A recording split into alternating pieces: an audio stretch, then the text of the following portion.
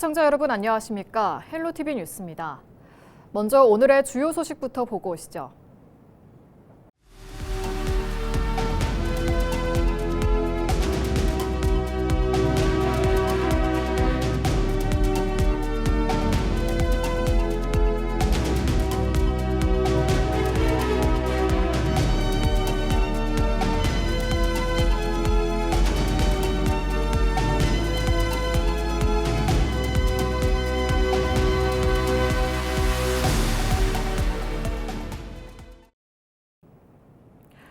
남원시와 남원시의회가 결국 비상금 성격의 통합재정 안정화 기금을 꺼내 모노레일 소송 배상금을 갚기로 했다는 소식 4일 전해드렸습니다. 500억 원이 넘는 배상금과 지연 이자 등을 마련하기 위한 시의회 원포인트 임시회는 온종일 고성과 정회가 이어지며 긴박하게 흘러갔습니다. 오전 내내 사과할 이유가 없다며 버티던 최경식 시장은 최종 의결을 앞두고서야 갑자기 고개를 숙였는데요. 정명기 기자의 보도입니다. 어제 오전 10시 남원시의회에서 500억 원대 소송 배상금 등을 시민 비상금으로 갚을지 결정하는 임시회가 열렸습니다. 김영태 의장이 최경식 남원시장에게 시민에게 사과할 의향이 있느냐고 묻자 시민 여러분께 사과하실 의향이 있으신지 말씀해 주시면 고맙겠습니다. 최 시장은 수차례 거칠게 맞섰습니다. 아니 제가 사과할 이유가 뭡니까? 제가 사과할 이유가 뭐예요? 제가 사과할 이유가 뭡니까? 잠깐 의원님 시민 여러분께는 분명히 송구스럽다고 말씀을 드렸어요. 잠깐만요. 최선을 다했지만 시장님. 제가 사과해야 될 내용이 뭡니까? 제가 왜 사과를 해야 되죠? 자, 제가 말씀 시민 여러분께 분명히 제가 말씀해서 줬기 드릴게요. 때문에 자, 405억에 대해서는 네. 우리 최영기 시장님 아무 잘못이 없습니다. 최 시장은 오히려 전임 시정과 시의회의 책임을 먼저 따져야 한다고 주장했습니다. 모든 책임을 저한테 전가하고 계시거든요. 그런데 실시 협약서를 작성한 주체가 누굽니까? 그리고 그 얘기가 실시 아니고 협약서를 의결한 주체가 누굽니까? 그 얘기가 아니고 그 얘기가 아닌 게 아니라 여기서 원인을 먼저 분석을 하시고 답변 주세요. 원인을 먼저 사용수의 허가를 안 해주셨어요. 시장님 사용수의 허가를. 이에 시의회는 최 시장이 상고 반대 권고를 무시하고 독단적으로 소송을 이어가 100억 원에 달하는 이자 부담을 키웠다며 날을 세웠습니다. 특히 2심 판결 직후에는 상고심을 이어갈 경우 승소 가능성이 현저히 낮은 반면 시민의 부담만 더욱 가중될 것이 명확하다는 판단 아래 상고 제기에 대한 전면적인 재검토를 강력히 요구하며 분명하고 단호한 반대 입장을 공식적으로 밝혔습니다. 하지만 팽팽하던 대치는 오후 4시쯤 최종 의결을 위한 본회의를 앞두고 반전됐습니다. 의장이 다시 사과 의향을 묻자 최 시장이 즉각 수용한 겁니다. 인간투자 사업 소송 과정에서 우리 시민들의 소중한 세금을 지켜내지 못하고 패소하는 것에 대해서 먼저 안타깝고 송구스럽다는 말씀 드리겠습니다. 아울러서 본 소송을 진행하는 과정 중에 시민 여러분께 혼란스럽게 하고 또 심려를 끼쳐드린 점에 대해서는 다시 한번 먼저 사과의 말씀을 드립니다. 사과 직후 최 시장은 감사원 감사 청구를 요청하며 책임을 사업 초기 단계로 돌리려는 의도도 드러냈습니다. 이어 예산결산특별위원회는 자치행정위원회 예비심사에서 부결된 예산안을 다시 승인했고 이러한 경우까지 기금으로 충당하는 것은 기금의 취지에 어긋날 뿐 아니라 향후 유사한 행정 실패를 반복하게 만드는 잘못된 신호가 될 수 있습니다. 결국 오후 5시 반쯤 시의회는 520억 원 규모의 상환 예산안을 최종 가결했습니다. 시장이나 시의원들도 책임이 없다라고는 생각하지 않습니다. 지금 현재 시민들이 505억을 내야 된다는, 혈세를 내야 된다는 이게 시민들 탓이 아니지 않습니까? 최 시장의 전격 사과 이후 시의회가 예산안을 승인하면서 배상금 상환길은 열렸습니다. 그러나 이 거대한 실패의 책임을 도대체 누가 져야 하는지 시민들의 의문은 여전히 남아 있습니다. 헬로티비 뉴스 정명기입니다. 비 오는 날 과속 방지턱에 걸려 넘어져 다친 시민에게 지자체가 치료비를 줘야 한다는 법원의 판단이 나왔습니다. 전주지법 민사 3단독은 전주시가 시민 28살 A씨를 상대로 낸 채무 부존재 확인 소송에서 이같이 판결했습니다. 재판부는 전주시의 2,900만 원 상당의 치료비와 사고로 잃어버린 장래 소득, 위자료를 A씨에게 지급하라고 명령했습니다. 이 소송은 2021년 8월 21일 오후 2시쯤 전주시 완산구에 사는 A씨가 집 앞 도로에 설치된 과속 방지턱을 밟고 넘어지면서 시작됐습니다. 재판부는 지자체의 도로 관리 부실로 A씨가 다쳤다고 판단했지만 A씨도 비에 젖어 미끄러운 방지턱을 밟고 무단 횡단하다가 넘어진 잘못이 있으므로 전체 손해액 중 20%에 해당하는 금액만 전주시의 책임으로 인정했습니다. 경찰 조사를 받던 피의자가 약을 복용하고 병원으로 이송된 사건에 대해 전북경찰청이 감찰에 착수했습니다. 전북경찰청은 부안경찰서 수사과 소속 A경감과 B경위 등 2명을 감찰 중이라고 5일 밝혔습니다. 지난달 28일 사기 혐의로 부안경찰서에 출석해 조사받은 C씨는 정읍경찰서 유치장에 입감된 후 다음 날 새벽쯤 복통을 호소해 전북대학교 병원 응급실로 이송됐습니다.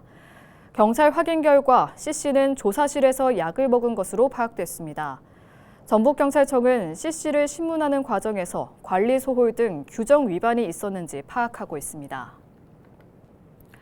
상습 표절 의혹을 받고 있는 천호성 전주교육대 교수가 이번에는 경쟁 상대의 글을 표절한 것으로 파악됐습니다.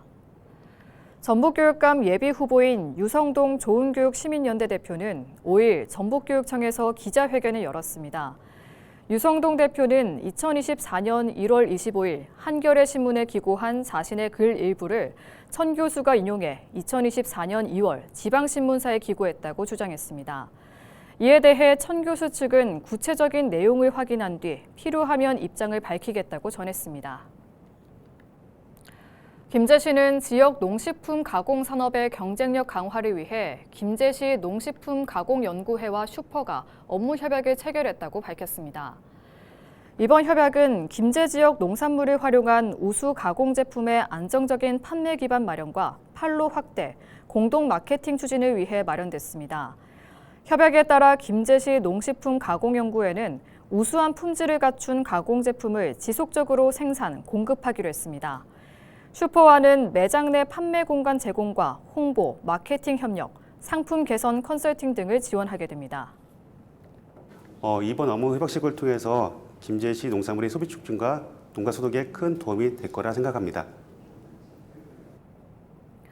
남원 지역 시민사회단체인 시민의 숲은 4일 남원시청 앞에서 기자회견을 열고 직장 내 괴롭힘과 임금 체불 등이 적발된 체육회와 남원시를 강하게 규탄했습니다.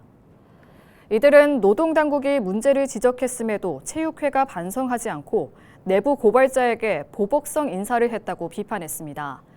또한 지도 감독 의무가 있는 남원시가 이를 바로잡지 않고 면접 과정에서 부당한 질문을 던지는 등 책임을 회피했다고 주장했습니다. 시민의 숲은 남원시의 체육회와의 위탁 계약 해지와 피해 강사 복직, 담당 공무원 징계, 임금 체불 고발을 요구했습니다. 아울러 남원시가 계속 직무를 방기할 경우 감사 청구와 고발 등 강력한 대응에 나서겠다고 경고했습니다. 정성주 김제시장의 피부 미용 시술비 대납 의혹을 수사 중인 경찰이 강제 수사에 나섰습니다. 전북경찰청 반부패 경제범죄수사대는 4일 오전 완주군의 한 성형외과를 압수수색했다고 밝혔습니다. 정 시장은 2023년 3월쯤 지인으로부터 2천만 원 상당의 성형외과 피부 미용 이용권을 대납받아 자신과 아내 등이 사용했다는 혐의를 받고 있습니다. 더불어민주당 소속 성준후 전 청와대 행정관이 오는 6.3 지방선거에서 임실군수 출마를 공식 선언했습니다. 성 전 행정관은 정치는 하늘이 아니라 땅이어야 한다며 약자를 보호하고 공공성을 강화하는 정치를 강조했습니다. 성 전 행정관은 월 30만 원 기본소득 도입과 KTX 임실역 정차 실현, 옥정호, 치즈, 오수의견 산업 활성화, 국가기관 유치 등을 주요 공약으로 내세웠습니다.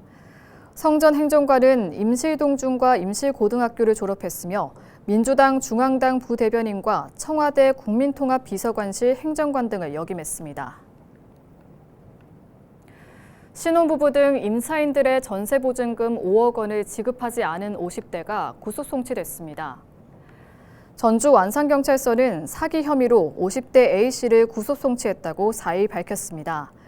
A씨는 지난 2021년 12월쯤 전주시 완산구의 한 다세대 빌라를 인수한 뒤 3명으로부터 전세보증금 4억 9천만 원을 편취한 혐의를 받고 있습니다. 임차인들은 계약이 만료됐는데도 A씨가 전세보증금 지급을 미루자 지난해 8월 그를 고소했습니다. 경찰은 수십억 원의 빚이 있는 A씨가 타인의 명의를 빌려 이른바 무자본 갭투자 방식으로 이 빌라를 사들인 점 등을 고려해 범행에 고의성이 있다고 보고 그를 구속했습니다.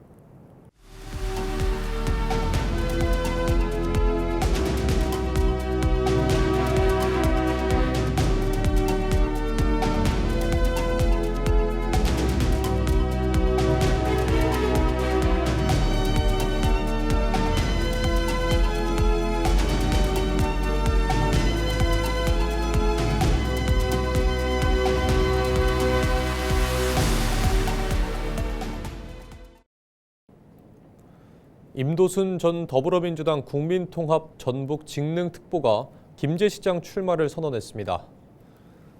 임도순 전 특보는 3일 김제시청 브리핑룸에서 기자회견을 열고 시장의 모든 특권을 내려놓는 후보가 되겠다며 출마 배경을 밝혔습니다. 임 전 특보는 이어 고속철도 역사 신설과 공공의료원 설립, 벽성대 폐교부지 활용대학 설립 등을 공약으로 제시했습니다.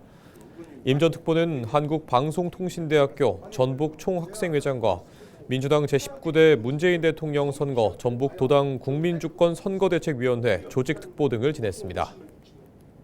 우리 시민들이 정말 애도 낳고 안락한 생활을 만들기 위해서 이걸 고신 것다. 이건 철실하게 내 임기 내에는 해내야 되겠다 해서 그 공약을 세운 겁니다. 불명예 유치해서 우리 김제시 발전은 되는데 큰 도약이 될 것입니다.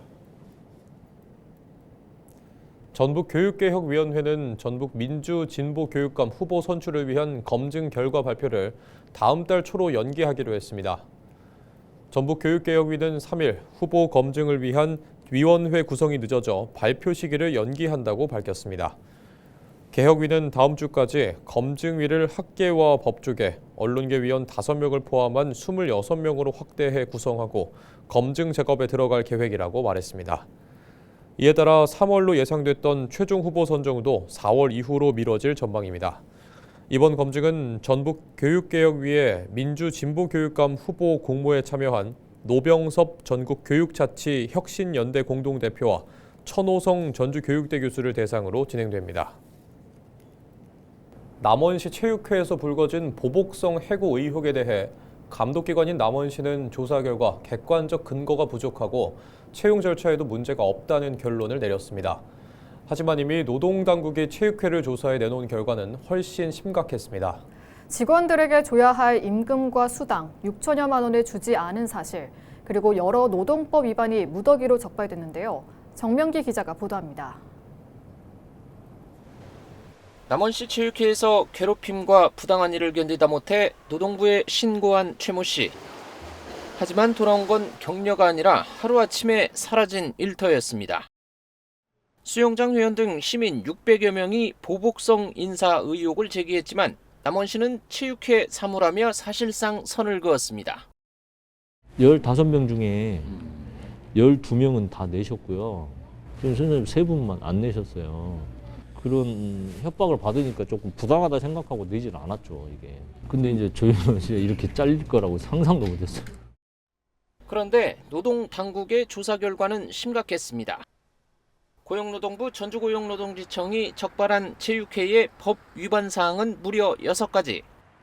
직원들에게 줘야 할 임금과 각종 수당 6천만 원 이상을 주지 않고 법정 근로시간을 어기는 등 기본적인 노동법을 무시한 사실이 드러난 겁니다.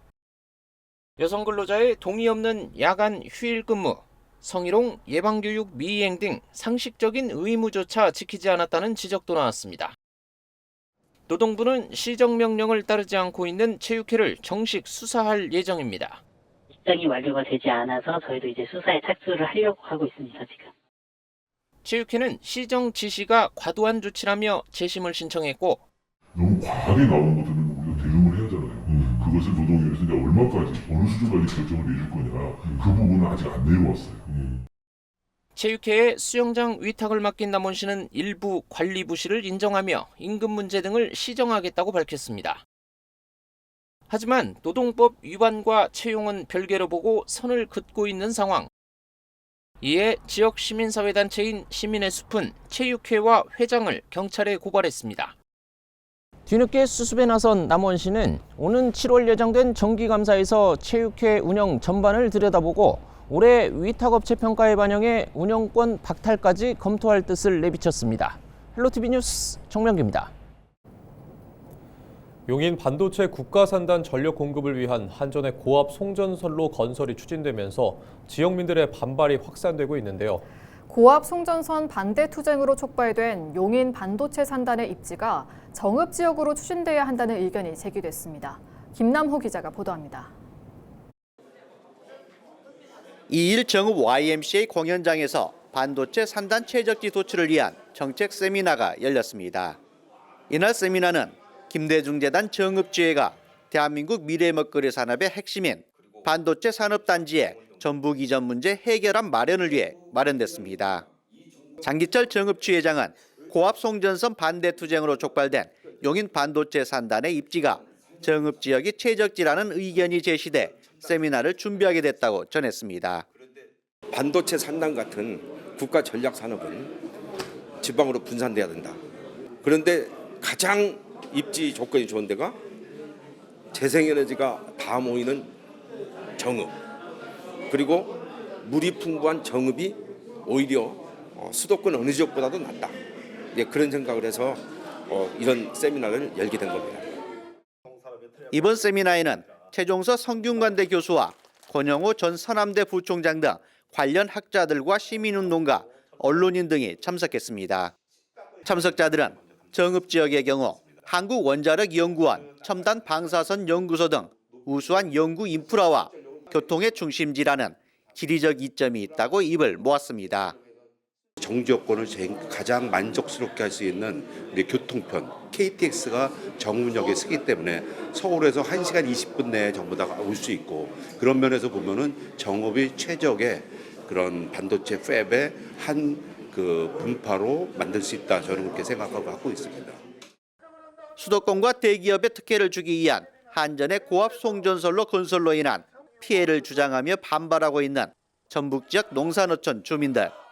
새만금과 정읍시 등 전북 지역 반도체 산단 유치안이 송전선로 갈등의 해결안이 될 수 있을지 관심이 모아지고 있습니다. 헬로티비 뉴스 김나옵니다. 더불어민주당 안호영 의원이 전주 완주 행정통합을 추진해 전북 지역의 지도를 바꾸겠다고 밝혔습니다. 안 의원은 2일 전북특별자치도 의회에서 기자회견을 열고 전주 완주 통합을 추진하겠다고 말했습니다.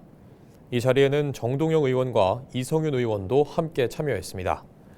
안 의원은 완주를 강화하는 상생의 방식과 전주와 함께 성장하는 통합안을 만들어 함께 설득하고 실현하면서 전북을 바꿔나가겠다고 덧붙였습니다. 통합 절차에 대해서는 완주 군민과 완주군 의회, 전주시민, 전주시 의회가 민주적 절차를 거쳐 통합 작업을 마무리 짓도록 유도하겠다고 설명했습니다. 전북 사회복지 공동모금회 사랑의 열매 희망 2016 나눔 캠페인이 3년 만에 목표액을 넘기며 마무리됐습니다. 전북 사회복지 공동모금회는 올해 모금액을 잠정 집계한 결과 123억 원을 기록해 나눔 온도 106도를 달성했다고 2일 밝혔습니다. 2024년에는 89.8도, 2025년 86.8도로 100도에 도달하지 못했는데 올해는 캠페인이 시작된 1999년 이후 처음으로 120억 원을 돌파했습니다. 어려운 이웃을 돕기 위해 매년 12월 1일부터 이듬해 1월 31일까지 진행하는 이 캠페인은 목표액의 1%가 모일 때마다 수은주가 1도씩 올라갑니다. 뉴스를 마칩니다. 고맙습니다.